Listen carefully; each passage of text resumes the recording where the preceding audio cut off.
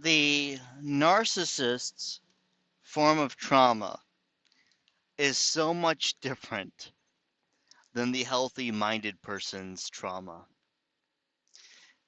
My father, a psychopath, um, hated stand-up comedians.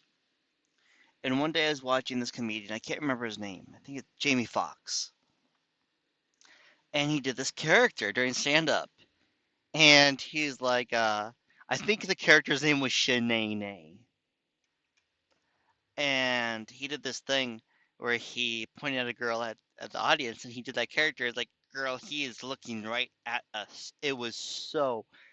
I was just laughing, man. I never seen him. I was not allowed to watch comedy as a kid. So I was about 20 years old. I saw that. I was just busting up. I'm like, that is so funny. And my father steps in the room, sees that, and starts giving me a scolding about how those people might feel, the victims of these comedians and all that stuff, and how I need to learn empathy and understand it from the perspective of the audience. And I'm looking at this guy, I'm thinking, what is he talking about? Because he never made any points. Later, I found out that there was a comedian when he and my mom went on one of their first dates. A comedian brought him up on stage and did that thing. You know when the comedian will touch like the back of your neck and you open up your mouth like a ventriloquist thing?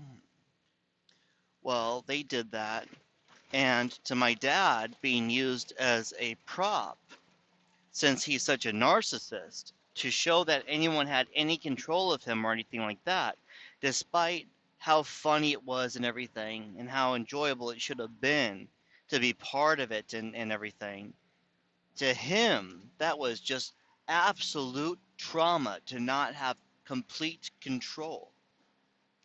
Nothing bad happened. There was no fun made of him or anything, but remember, a narcissist is extremely sensitive. They feel like they always feel slighted. They always feel like they're being made fun of.